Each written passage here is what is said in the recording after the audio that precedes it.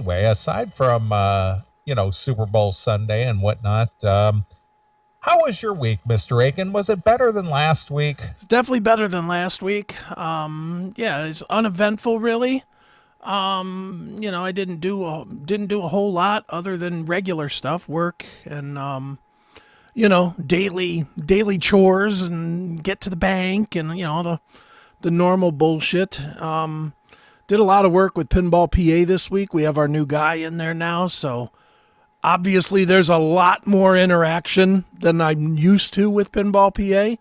Right. Because I got to kind of keep my finger a little more on the pulse until he's, completely situated. So, Acclimated.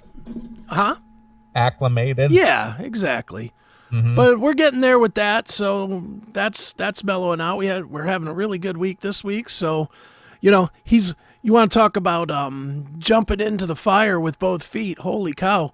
We had our busiest non-holiday day in probably 5 years today. And what do you think? I guess it's a holiday, Valentine's Day. I don't know. I mean, do people go to play pinball on Valentine's Day? I don't know. I guess if you have a cool chick, who wants to do something like that, I don't know. I mean, are chicks into pinball and video games?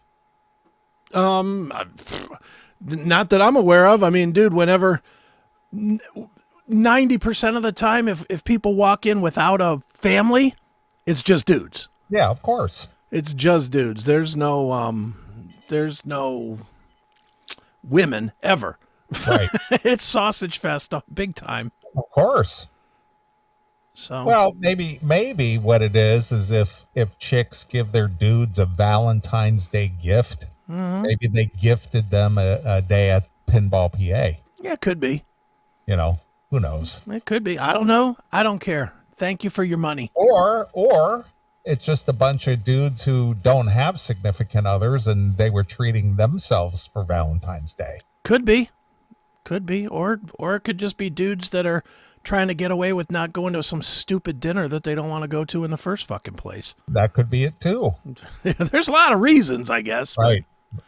Well, I did receive a couple of Valentine's Day texts today from former girlfriends. Really? Yeah. So it's just kind of funny, isn't it, that you get a happy Valentine's from former girlfriends? From a former girlfriend, yeah. I just think that's interesting. Yeah, it is. Well, I still think of you on Valentine's Day. Yeah, I still miss you just a little bit. You were the best thing that happened to me. Yeah, I do. I don't know. Like I got a couple too, and I don't think it was that. I think it was more of a, I remember the old days. I don't think it was I miss you type of thing. No, I didn't even think it was that either.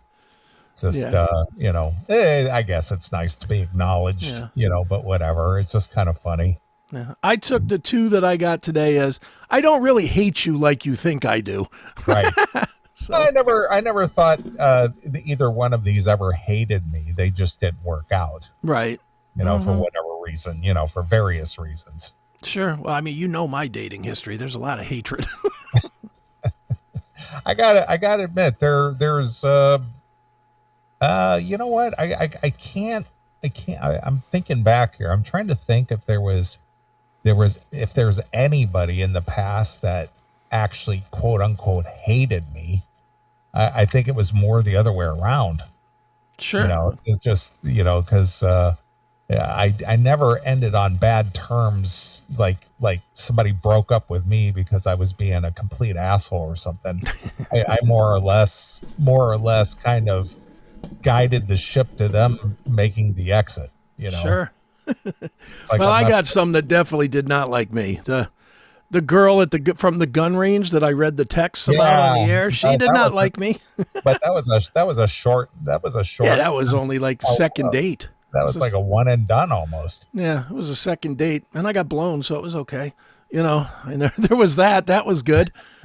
But that one, I would bet Teresa hates my guts because I throw all her shit out in my front yard. And you ruined her summer. And I ruined her summer with all those dumb country music tickets and you and your sexy tractor. Yeah, the yeah. Well, whoever that was that sang that, "You make my tractor sexy." Oof. Or I think your tractor's sexy or You whatever know, it is. whatever. I don't even remember who it was, but I was there with my big stupid cowboy hat on, like an idiot.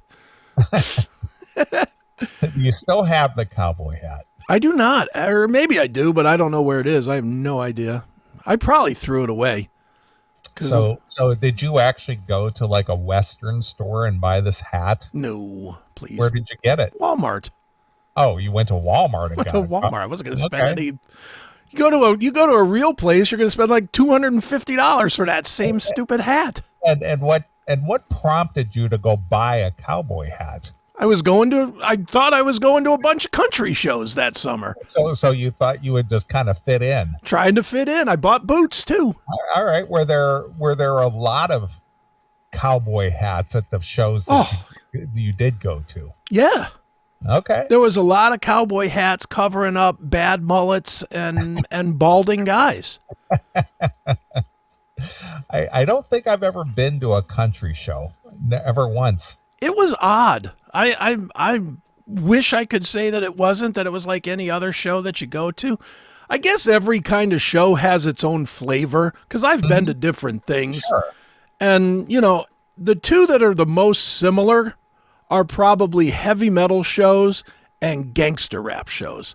Those are basically dudes in t-shirts or hoodies and, black pants or dark pants, and black shoes. That's the uniform for those shows. But if you go to an R&B show, like I remember the first R&B show, true R&B show that I went to was New Edition. All right. And I was grossly underdressed. Like everybody there was kind of in like suits or really nice clothes with jackets and stuff. And here I was with I don't know, a Motley Crue t-shirt and a pair of jeans or something.